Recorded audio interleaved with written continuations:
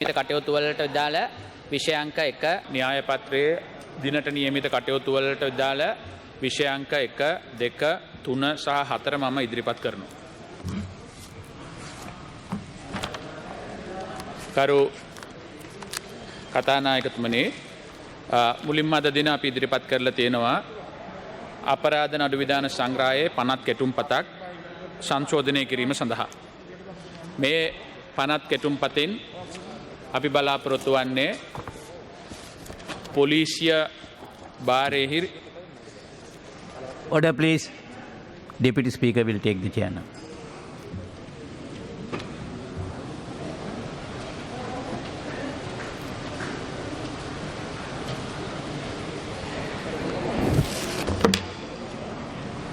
ඔව් අමාත්‍යතුමා. ගරු නියෝජ්‍ය කතානායකතුමනි, මෙම පනතින් අපි බලාපොරොත්තු වෙන්නේ පොලිසියේ භාරයේ රඳවාගෙන තියෙන සිරකරුවන් රඳවාගෙන තියෙන ස්ථානවලට ඒ තත්ත්වය යම්කිසි තත්ත්වයකින් පරිපාලනය කරගෙන යාම සඳහා අවශ්‍ය කටයුතු සලසන්න. අපි දන්නවා 1991 අංක 8 දරන බන්ධනාගාර සිරකරුවන් නිදහස් කිරීමේ 5 වන වගන්තියට අනුව සෑම මහේස්ත්‍රාත්වරයෙකුම තමා පත්කර සිටින අධිකරණ කොට්ඨාශය තුල පීඨා ඇති බන්ධනාගාර වෙත අවම වශයෙන් සෑම මාසකටම වරක්වත් ගමන් කළ යුතුයි. ඇවිල්ලා ඒ අවශ්‍ය තොරතුරු ලබා ගන්නට ඕන. මේකෙන් අපි බලාපොරොත්තු වන්නේ සිර මැදිරියට පමණක් ඒක සීමා කරන්නේ නැතුව සැකකරුවන් රඳවාගෙන තිබෙන ස්ථානවලට ගිහිල්ලා ඒ ස්ථානවල තත්ත්වය පරීක්ෂා කරලා එහි යම් යම් අඩුපාඩු තියෙනවා නම් එහි තියෙන ඔබ්සර්වේෂන් එතුමාගේ අවශ්‍ය නිරීක්ෂණ සටහන් කරලා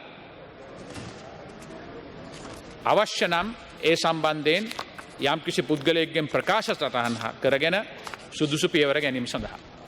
මේකෙන් අපි බලාපොරොත්තු වන්නේ අපේ අධිකරණ අපේ ආණ්ඩුක්‍රම ව්‍යවස්ථාවේ 11 වන වගන්තියට අනුව ගරු කතානායකතුමනි, සියලුම කිසිම පුද්ගලයෙකු අමානුෂික වදු හිංසාවලට භාජනය නොකළ යුතුයි. ඒත් එක්කම සියලුම දෙනා 13 වගන්තියට අනුව සැකකරුවන් සියලු දෙනාම නිර්දෝෂිත්වයේ පූර්ව නිගමනයට භාජනය වෙන. ඒ කියන්නේ අධිකරණයකින් නඩු විසඳලා යම්කිසි පුද්ගලයෙකු වරදකරුවෙකු කරන තුරු ඔහු නිර්දේශී පුද්ගලයෙකු යන පූර්ව නිගමනය තමයි නීතියෙන් සලසලා දීලා තියෙන්නේ.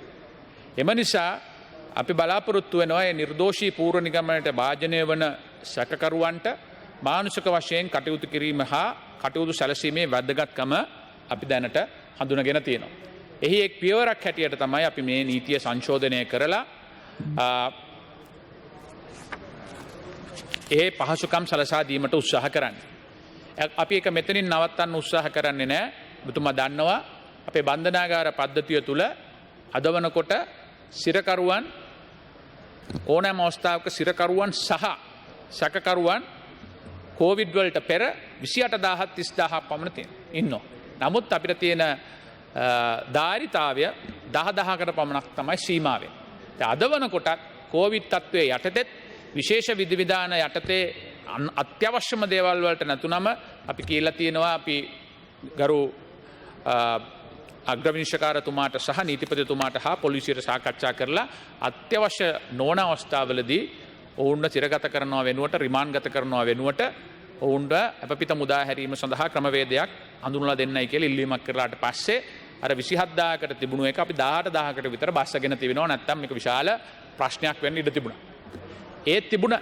ඒක කෙටි කාලීනව. නමුත් දීර්ඝ කාලීනව අපි ඒ සම්බන්ධයෙන් කටයුතු කරලා අපි දැනටමත් කටයුතු ආරම්භ කරලා තියෙනවා. කොළඹ තියෙන මැගසින් බන්ධනාගාරය, වැලිකඩ බන්ධනාගාරය, රිමාන්ඩ් බන්ධනාගාරය ඇතුළු සියලුම බන්ධනාගාර හොරණ නගරය වෙත, හොරණ මිල්ලනිය ප්‍රදේශය වෙත අරගෙන යාම සඳහා. එහිදී අපි අක්කර 200ක භූමි භාගයක් තුල අලුතින්ම මැන්ඩෙලා ජාත්‍යන්තර නිර්දේශවලට අනුව ඉතාමත්ම හොඳ ජාත්‍යන්තර මට්ටමේ සිර කඳවුරු රාශියක් නිර්මාණය කිරීම සඳහා බලාපොරොත්තු වෙනවා. ඒ අනුව අපි දැනට තියෙන ධාරිතාවය 10 ගුණයකින් වැඩි කරන්න බලාපොරොත්තු වෙනවා. ඒ ඇතුළේ ගියාම කාන්තාවන්ට සහ විශේෂයෙන්ම කුඩා දරුවන්ට විවිධ තරාතිරමේ අපරාධකරුවන්ට හා අපරාධවලට හා රිමාන්ඩ් භාරයේ ඉන්න අයට වෙන වෙනම ලැබෙන ආකාරයට කටයුතු කරන්න බලාපොරොත්තු වෙනවා. ඒත් එක්කම මත්ද්‍රව්‍ය වලට ඇබ්බැහි වූ පහළ ස්තරයේ ඉන්න අය, ඒ කියන්නේ මත්ද්‍රව්‍ය ජාවාරම්කරුවන් නෙවෙයි, මත්ද්‍රව්‍ය වලට අපි not the drug traffickers, නමුත් මත්ද්‍රව්‍ය වලට ඇබ්බැහි වෙච්ච ඇත්ත වශයෙන්ම අපි දකින්නේ ඔවුන් වින්දිතයෝ හැටියට, ඔවුන්ව සිරගත කරනවා වෙනුවට, ඔවුන්ව රිමාන්ඩ් ගත කරනවා වෙනුවට ඔවුන්ව පුනරුත්ථාපනය කිරීම සඳහා වැඩපිළිවෙලක් අපි සකස් කරගෙන යනවා. ඒ අනුව අපිට දැනට තියෙන ධාරිතාව 500ක සිට 1000ක් දක්වා පුනරුත්ථාපනය කරන්න අපි 10000කට මේ පුනරුත්ථාපනය කිරීම සඳහා තියෙන පහසුකම් සලසන්න කටයුතු කරමින් යනවා. මේ අලුතින් ඉදි කරන සිරමැදිරි කඳුර විශාල කඳවුරේ සහ ඒ සංකීර්ණයේත් ඒ සඳහා අඩු අවම වශයෙන් 2000කට පමණ අවස්ථාව සලසා දීමට අපි කටයුතු කරගෙන යනවා. එහි ප්‍රතිඵලයක් හැටියට තමයි මෙම පනත අපි ඉදිරිපත් කරන්නේ. දීර්ඝකාලීනව අපි බලාපොරොත්තු වෙනවා ප්‍රජාතික ආරක්ෂාව සනාථ කරන ආකාරයට ජාතික ආරක්ෂාවේ අඩුපාඩුවක් නොවන අවස්ථාවේදී වුවද මිනිස්සුන්ගේ මේ රටේ පුරවැසියන්ගේ නිදහස ආරක්ෂාව මානව අයිතිවාසිකම් ආරක්ෂා කර ගැනීමේ යුතුකමකුත් අපිට තියෙනවා. මේ දෙක අතර සමබරතාවයක් හදාගෙන යන්නට ඕන. ජාතික ආරක්ෂාව කිසිසේත්ම පාවා නොදෙන ආකාරයටම කිසිම අපරාධකාරයෙකුට ඉඩ නොදෙන අවස්ථාවේදී වුවද මේ රටේ සාමාන්‍යයෙන් අර අපි කියපු නීතියේ පූර්ණ නිගමනයට අනුව සියලු දෙනාටම සදාචාරාත්මක ලෙස සැලකීමේ යුතුයකමක් රජයක් වශයෙන් අපිට තියෙනවා. ඒක ඉටු කිරීමේ එක් පියවරක් වශයෙන් තමයි මේ පනත අපි ඉදිරිපත් කරන්නේ අද දෙවන වර කියවීම සඳහා. කරු නියෝජ්‍ය කතානායකතුමනි, ඊට අමතරව අපි ඉදිරිපත් කරලා තියෙනවා වදදීමට හා අනෙකුත් ක්‍රූර අමානුෂික හෝ නින්දිත සැලකීමට හෝ දඬුවම් වලට එරෙහි වූ සම්මුතිය කියන එක. ඒක ඉතාමත්ම වැදගත් දෙයක්. If you look at that, Deputy Speaker, for a considerable period of time it has been acknowledged that the fines pertaining to the violation of the provisions in certain acts and ordinances are totally inadequate to deter such violation. Therefore, one of my predecessors in fact had appointed a committee in the past to study it, and it is appropriate to make recommendation for increased fines imposed on penalties in certain acts and ordinance. Now, what is important that it is in terms of the Article 11 of the Sri Lankan Constitution, the Sri Lanka provide that no person shall be subject to torture or cruel, inhuman or degrading treatment or punishment. The Act number 22 of 1992 was enacted by the Parliament, this House, to give effect to the Convention Against Torture and Other Cruel, Inhuman and Degrading Treatment or Punishment, which is an international treaty. Sri Lanka follows zero tolerance in respect of torture and other cruel, inhuman and degrading treatment or punishment. Therefore, increasing the fines provided for offence under the Act is to a realistic level will ensure that Sri Lankan's commitment against torture and other cruel, inhuman and degrading treatment or punishment, and also a guarantee for basic human rights. It is important that we must understand that 99% or more than that law enforcement authorities, including the officers of the police and the other areas, are doing a great job. They respect the law, they respect the rule of law, and they respect the human dignity. But there are few elements which has created a very bad image for the country and very bad name for us, and as a result of which we had been asked to respond to all these things in various international and local fora. Everyone's life matters, everyone's dignity matters, everyone should be treated equally, and therefore it is important that no one should be allowed to treat any other human being as a citizen of this country or otherwise in a degrading manner. In order to deter that practice, we are proposing to increase the fine from 50,000 to 250,000. So that is why it is important that no one, this will work as a deterrent to people who is willing or attempting to violate the law against the constitution of this country. The other important amendment which is coming up today, or the regulation which I want to present it today, is අපරාධ නඩු විධාන සංග්‍රහය විශේෂ විධාන පනත යටතේ 2013 අංක 2 දරන අපරාධ නඩු විධාන සංග්‍රහය විශේෂ විද්වාන පනතේ 7 වගන්ති යටතේ මා විසින් 2020 අගෝස්තු මාසේ 23 වෙනිදා ගැසට් පත්‍රයේ පළ කරන ලද නියෝගය. ඒකෙන් අපි අදහස් කරන්නේ අපි දන්නවා ඕනෑම පුද්ගලයෙකු අත්අඩංගුවට ගත්තනම් ඔහුව වහාම පොලිසිය විසින් මහේස්ත්‍රාත්වරයෙකු වෙත ලබා දෙන්නට ඕන. නමුත් ඇතැම් අවස්ථාවලදී අපි දන්නවා ඔවුන්ව තවදුරටත් රඳවාගෙන ප්‍රශ්න කිරීමට අවශ්‍ය වෙනවා. ඒ හින්දා තමයි මම මුලිනුත් සකස් කළේ සඳහන් කරේ ඊටම සමතුලිතතාවයක් ඇති කර ගැනීමේ වැදගත්කමක් තියෙනවා. ඒ කියන්නේ මේ රටේ ජාතික ආරක්ෂාව සහ මේ රටේ අපරාධකාරුවන්ට නීතියෙන් රිංගලයන් ඉඩ දෙන්නට බෑ. ඔවුන්ට විරුද්ධව නීතිය ක්‍රියාත්මක වෙන්නට ඕන. ඔවුන්ට විරුද්ධ විමර්ශන කඩිනම්ව සිදු වෙන්නට ඕන. සමහර අවස්ථාවලදී තියෙන සාමාන්‍ය නීතියෙන් ඔබට ගිහිල්ලා ඒ දේ වෙනුවෙන් කටයුතු කරන්න සිද්ධ වෙනවා. නමුත් එය සාමාන්‍ය නීතියක් නොවි රීතියක් බවට පත් වෙන්නට ඕනේ. ඒ කෙසේ වෙතත් 2013 අපි දන්නවා අංක 2 දරන පනත යටතේ 7 වගන්තියේ යටතේ ඒ පනතේ විධිවිධාන ක්‍රියාත්මක වීම සඳහා කාලය වරින් Order please. ගරු සංජීව එදිරිමාන් මහතා මූලාසනයට.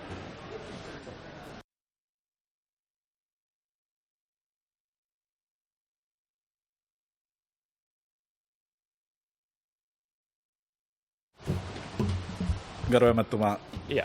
ගරු මන්ත්‍රීතුමනි, එම නිසා අපි කල්පනා කරා දැනට 2013 සිට වරින් වර දීර්ඝ කරන ලද මේ නියෝග තවත් වසර 2කට දීර්ඝ කිරීම සඳහා ගැසට් පත්‍රයක් අපි දැනටමත් 2020 දෙසැම්බර් මාසේ 23 වෙනිදා පළ කරා. ඒ ගැසට් පත්‍රය මම පාර්ලිමේන්තුව ඉදිරිපත් කරනවා ඒ පනතේ ප්‍රතිපාදන ප්‍රකාරව. ඊළඟට තව වැදගත් දෙයක් තියෙනවා. ඒ තමයි අතුරුදහන් වූ තැනැත්තන් පිළිබඳ කාර්යාංශයේ සමාජිකයන්ගේ වැටුප් හා දීමනා ප්‍රතිසංශෝධනය කිරීම 2016 අංක 14 දරන අතුරුදන් වූ තැනැත්තන් පිළිබඳ කාර්යාලය පිහිටුවීමේ පනතට අනුව. Honorable member, it is important that there are number of decisions we have taken during the last few months in order to activate the reconciliation process and fasten it. It is important that in order to do so, we need to empower various institutions coming under several bodies. There are 3 main institutions. One is ONUR, that is Office of National Unity and Reconciliation. We have empowered that organization, though it was brought by the previous government, contrary to what the expectations that they thought that we will done away with it. We have empowered them. We are continue to empower them so that we can build national unity and reconciliation. Second organization is that the Office of Reparation. Office of Reparation is, we all know, is a succeeding organization for an entity called REPAIR. REPAIR was established after 1983 riots to pay compensation for people who were affected. So now Office of Reparation is continue to perform great services on that, and they have been paid certain amounts. And not only that, they continue to pay, and we have empowered them. We have retained the same office bearers who have been there until their period is over, and they are doing a good job. We want to continue that so that who have been affected by various conflicts in various parts of the country should be immediately pay their reparations and give them whatever the dues they ought to be given. It is in the similar line that the government and the Cabinet of Ministers took a policy decision that Office of Missing Persons also should be strengthened, empowered to do their job. That is, we cannot have people missing forever. We understand there are parties who are interested in naming and shaming our country, coming out with total fake figures, totally fabricated figures to say that thousands of Sri Lankans have been, or 20,000, 30,000 different numbers are being given, have been missing. But our interest is to show for the last, from 2009, how many people are actually being missing, how to trace them, reduce their numbers, and to see a finality on that. If somebody is being missing, actually had been missing, then we have to issue them the death certificate or pay them, recommend them to be paid for compensation. And we have to get that numbers to a realistic line, realistic number. And accordingly, it is important that we have to empower these organizations. It is in line with that, we have appointed a new committee to man the Office of Missing Persons. The chairman resigned from that, and other people, other office bearers kind of concluded their terms. Thereafter, a new team of office bearers had been appointed. And in terms of the act itself, their remunerations and the facilities and the benefit should be approved by the parliament. And we have produced that to the Judicial Oversight Committee, and they have gone through that and approved that. I have produced in that, and it is on par with the payment which is paid to the Office of Reparation. And accordingly, I invite all the members of this August Assembly to look at these acts and give their concurrence to get these acts passed. Those are the acts, if I mention once again: Code of Criminal Procedure Amendment Bill, Convention Against Torture and Other Cruel, Inhuman or Degrading Treatment or Punishment Amendment Bill, then order under the Code of Criminal Procedure Special Provisions Act, and then the revision of salaries and allowances accorded to the members of the Office on Missing Person. So we are in the process of rolling out several amendments and reform process to strengthen several institutions under the justice sector. It is in that context, these are all part of that process. If I can know how many minutes more, Honourable Member, for me. You have 10 minutes, 11 minutes, sorry. Yeah. Garu Mantritumani, api Sri Lankave Adhikarana Sheshtreya Sampurna Venasak Kirima Sandha Vadik Saha E Ikmanata Nadu Ahala Tiena Badaka Visandagena Idriyata Yama Sandaha Labadiya Haki Sieluma Pahasukan Labadi Mata Kateutu Karagana Yanava. එහිදී අධිකරණයේ ස්වාධීනත්වය රැකෙන පරිදි අධිකරණයේ ගෞරවය රැකගෙන පරිදි අධිකරණ commission සභාවට තිබෙන ස්වාධීන අයිතිය තහවුරු වන පරිදි ඔවුන්ට අවශ්‍ය සියලුම යටිතල පහසුකම් ලබා දීමේ ක්‍රමවේදයක් අපි හඳුන්වලා දීලා තියෙනවා. ඒ අනුව තමයි ගරු මන්ත්‍රීතුමනි අපි ශ්‍රේෂ්ඨාධිකරණයේ විනිශ්චයකාරවරු මම මට මතකයි ගිය අවුරුද්දේ අපි කියනකොට විනිශ්චයකාරවරු පත් කරාට උන්ට පාසුකම් දෙන්න පුළුවන්ද කියලා මගෙන් ප්‍රශ්න කරා මෙතන. ඊට පස්සේ මගෙන් ප්‍රශ්න කරා අභ්‍යාචනාධිකරණයට විනිශ්චයකාරවරු දෙගුණයක් පත් කරාට පාසුකම් දෙන්න පුළුවන්ද කියලා. නමුත් අපි දැඩි අධිෂ්ඨානයකින් යුතුව ශ්‍රේෂ්ඨාධිකරණය 8 දෙනෙක් වැඩි කරා. ඒ සමානයම අභ්‍යාචනාධිකරණය 8කින් වැඩි කරා, ශ්‍රේෂ්ඨාධිකරණ 6කින් වැඩි කරා.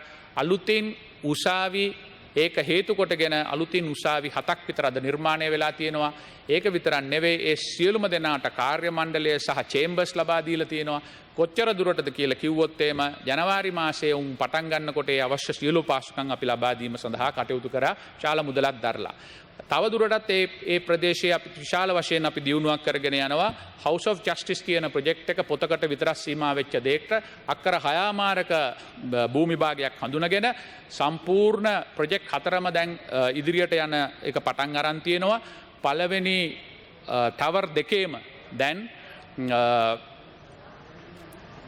ඉදිකිරීම් කටයුතු ආරම්භ වෙලා තියෙනවා. අපි බලාපොරොත්තු වෙනවා 2023 වර්ෂය වෙනකොට අලුතින් උසාවි 50කට වැඩි ප්‍රමාණයක් අලුත් කඩේ වෙත ලබා දීම සඳහා. එතකොට මුළු සම්පූර්ණ අලුත් කඩේ උසාවි සංකීර්ණයම වෙනසක් වෙනවා. ඒ අරුණාම අපේ පැත්තෙන් තාක්ෂණය උපයෝගී කරගෙන මේ අභියෝගාත්මක කාලය තුලත් කෙසේ හෝ නඩු ඇසීම සඳහා අවශ්‍ය කටයුතු සලසා දීමට අපිට කටයුතු කරලා දුන්නා. එය විශේෂයෙන්ම අපි ස්තුතිවන්ත වෙනවා අධිකරණ සේවා කොමිෂන් සභාව සහ ඇපීල් උසාවිය. පහුගිය සති දෙක තුන තිස්සේ තාක්ෂණය උපයෝගී කරගෙන අනිත් රටවල් හා සමානව ඔන්ලයින් හියරින් වලට යන්නට ඔවුන් කටයුතු කරමින් සිටිනවා සහ සිටියා. ඒ අරුණාම මේ සම්පූර්ණ අධිකරණ පද්ධතියම ඩිජිටල් කරණය කිරීම සඳහා අපි සම්පූර්ණ වැඩපිළිවෙලක් ආරම්භ කරලා තියෙනවා. ඒ වැඩපිළිවෙල ආරම්භ කරලා අපි පවත්වාගෙන යනවා. අපේ බලාපොරොත්තුව 2021 දෙසැම්බර් මාසය වනකොට ලංකාව පුරා තෝරගත්ත උසාවි 42කින් පළවෙනි අදියර පිටි අරගෙන අදියර 4කින් වසර 3ක කාලයක් තුල ලංකාව පුරා තිබෙන සියලුම අධිකරණ ඩිජිටල් කරණයට ලක් කරලා online hearing, online filing, e-hearing, video conferencing, audio recording කියන සියලු දේවල් ලබා දීලා අනිකුත් රටවල් හා සමානවම තාක්ෂණය උපයෝගී කරගෙන මේ loss delays කියලා අපි හැමදාම කියන නීතිය ප්‍රමාදයට විසඳුමක් ලබා දීම සඳහා අපි කටයුතු කරමින් සිටිනවා. ඒත් එක්කම අපිට කියන්නට ඕන ගරු මන්ත්‍රීතුමනි අපි මේ වනකොට අධිකරණ අමාත්‍යංශය තුළ වෙනම නීති ප්‍රතිසංස්කරණය කිරීම සඳහා පූර්ණකාලීනව අපිට උදව් කරන කමිටු තුනක් පත් කරලා තියෙනවා. එකක් අපරාධ නීතිය විමර්ශනය කිරීම සඳහා. දෙවැන්න වාණිජ නීතිය පිළිබඳව රිවිව් කිරීම සඳහා. තුන්වැන්න සිවිල් නීතිය සම්පූර්ණයෙන්ම නැවත පරිශීලනය කිරීම සඳහා. ඔවුන් විසින් හඳුනාගත්ත ලද විවිධ ශේෂ්ත්‍රවල මේ වනකොට ස්පෙෂලිස්ට් සෙක්ටර්ස් හඳුනාගෙන විශේෂඥ කමිටු 25ක් විතර අපි තෝරගෙන ඔවුන් විසින් විවිධ නීති පිළිබඳ අධ්‍යයනය කරමින් ඔවුන්ගේ වාර්තා ලබාගෙන අපිට ලබා දීලා තියෙනවා. උදාහරණයක් හැටියට අපි කුඩා හිමිකම් අධිකරණයක් කියන එක සම්බන්ධයෙන් සම්පූර්ණ වාර්තාව මට ලැබිලා තියෙනවා. මුස්ලිම් නීතිය සංශෝධනය කිරීම සඳහා ඉදිරිපත් කරපු ඒ සම්පූර්ණ කමිටුවේ වාර්තාව මට ලැබිලා තියෙනවා. ඒත් එක්කම සාමාන්‍ය විවාහ දික්කසාද නීතිය සංශෝධනය කිරීම සඳහා ලැබුණු වාර්තා අපිට ලැබිලා තියෙනවා. ඒ වගේ කමිටු 25ක් සහ 28ක ප්‍රමාණයක් පූර්ණ කාලීනව වැඩ කරගෙන යනවා. ඔවුන් සියලු දෙනාම වගේ වැඩ කරන්නේ ස්වච්ඡාවෙන්. මේ රටේ කීර්තිමත් නීතිඥවරු හා නීති විශාරදවරුන් 200-250කට වඩා අධික ප්‍රමාණයක් අපිත් එක්ක සම්බන්ධ වෙලා විවිධ කමිටුවල වාඩි වෙලා පූර්ණ තාමත්ම ජාල කාලයක් මේ සම්බන්ධයෙන් යොමු කරලා අපිට උපදෙස් ලබා දීලා ඔවුන්ගේ කමිටු වාර්තා ලැබෙනවා. මම විශ්වාස කරනවා ඒවා ප්‍රතිඵල ඊළඟ මාස 3-4 වෙනකොට 6 වෙනකොට ලැබෙයි. නීති විශාල ප්‍රමාණයක් අපි ප්‍රතිසංස්කරණය කරලා මේ රටේ යල් පැන ගිය නීති සියල්ල වෙනස් කිරීමට අපි නොපැකිලව කටයුතු කරනවා. උදාහරණයක් හැටියට මම ලංකාවේ බදු දීමට අදාළ නීතිය, ඉඩම් නීතිය, එතකොට පාටිෂන් බෙදුම් නීතිය, විවාහ නීතිය, ඒ වගේ සිවිල් නඩු විධාන සංග්‍රහය පිළිබඳ නීතිය, ප්‍රාද නඩු විධාන සංග්‍රහය පිළිබඳ නීතිය එකින් එක ඉදිරියට වෙනස් වෙලා වෙනසක් වෙයි කියලා අපි බලාපොරොත්තු වෙනවා. ඒ අරුණම අපි බලාපොරොත්තු වෙනවා අධිකරණයේ ප්‍රමාණය වැඩි කිරීම සඳහා. ඒ අනුව අපි අධිකරණ සේවා කොමිෂන් සභාවට වාර්තාවක් ලබා දීලා තියෙනවා. ඊළඟ මාස 9 ඇතුළත අලුතින් උසාවි අවම වශයෙන් තව 50ක් ආරම්භ කරලා තවත් ජජස්ලා 76 දෙනෙක් වැඩි කරන්නට.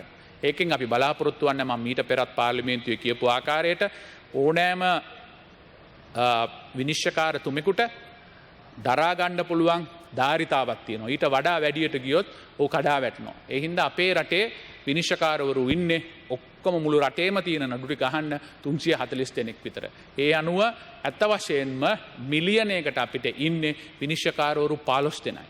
නමුත් ජාත්‍යන්තරව පිළිගත් නිර්ණායක අනුව දැන් අපි තායිලන්තය ගත්තොත් විනිශ්චයකාරවරු මිලියනයකට 60ක් ඉන්නවා. ඉන්දියාව වගේ අතිවිශාල රටක් ගත්තත් ඔවුන්ගේ නීතියත් අප හා සමානයි යල්පැන ගිහිල්ලා ඉතාමත් කල්යන නීති ක්‍රම පද්ධතියක් තියෙන්නේ. ඔවුන්ට තියෙනවා විනිශ්චයකාරවරු 22 දෙනෙක් මිලියනයකට. ජර්මනිය වගේ සහ දියුණු රටවල් ගත්තොත් 100ත් 150ක් විතර ඉන්නවා. අපි තාමත්ම පල්ලෑ මට්ටමක ඉන්නේ. ඒ හින්දා අපි බලාපොරොත්තු වෙන්නේ ඔවුන්ගේ ධාරිතාවය, විනිශ්චයකාරවරුන්ගේ ධාරිතාවය හා අධිකරණ පද්ධතියේ ධාරිතාවත් පුළුවන් තරම් වැඩි කරන්න මම බලාපොරොත්තු වෙන්නේ මේ කාලය තුල එක දැන් ඉන්න වගේ දෙගුණයක් කරන්න. එහි ප්‍රථම අධීර හැටියට තමයි අපි ශ්‍රේෂ්ඨාධිකරණයේ වැඩි කරේ. ඊට පස්සේ අභියාචන අධිකරණයේ වැඩි කරා.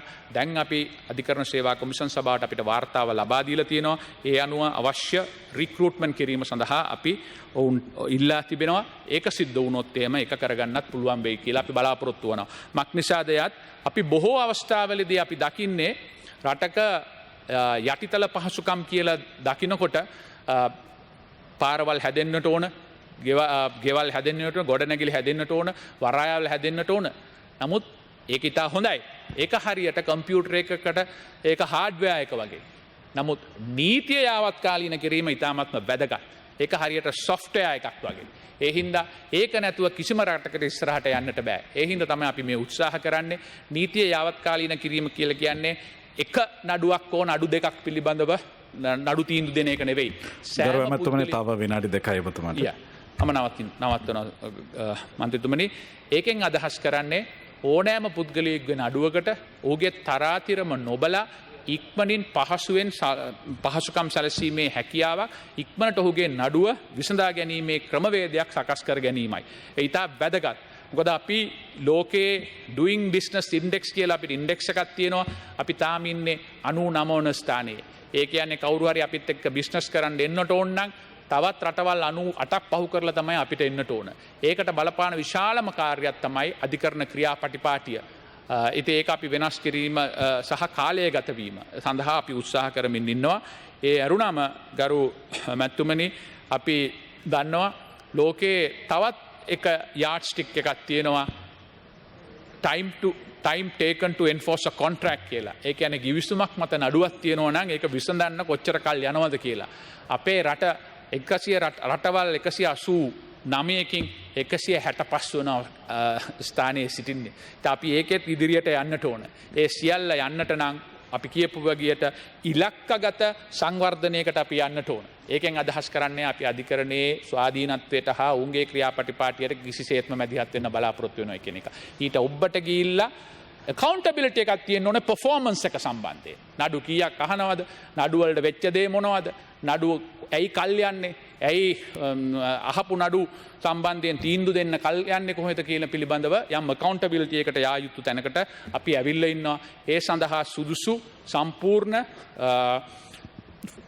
fully fledged solution එකක් අපි ලබා දෙන්නට කැමති වෙන කටයුතු කරගෙන යනවා.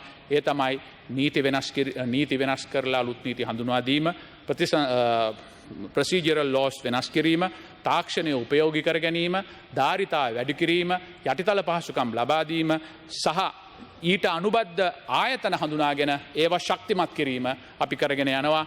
ඒ ආයතන තමයි මම නවත්වනවා ගරු මන්ත්‍රීතුමනි. ඒ ආයතන තමයි රස පරීක්ෂක කාර්යාලය, නීතිපතිතුමාගේ කාර්යාලය, නීති සම්පාදකවරයාගේ කාර්යාලය, ඒ වගේ ආයතන රාශියක් තියෙනවා. ඒ සියලු ආයතනත් ශක්තිමත් කිරීම සඳහා සහ ඔවුන්ගේ ධාරිතාවයත් වැඩි දියුණු කිරීම සඳහා අපි කටයුතු කරගෙන යනවා. ඒ ක්‍රමවේදයට අනුව අපි බලාපොරොත්තු වන්නේ අවසාන වශයෙන් ඉතාමත්ම ශක්තිමත්, නිර්භීත, ස්වාධීන සහ කාර්යක්ෂම අධිකරණ පද්ධතියක් මේ රටට දායාද කරන්න පුළුවන් වුණොත් අපි හිතනවා අපේ රජය ලබාගත් සුවිශේෂ ජයග්‍රහණයක් බවට පත් වෙයි කියලා. බොහොම ස්තුතියි.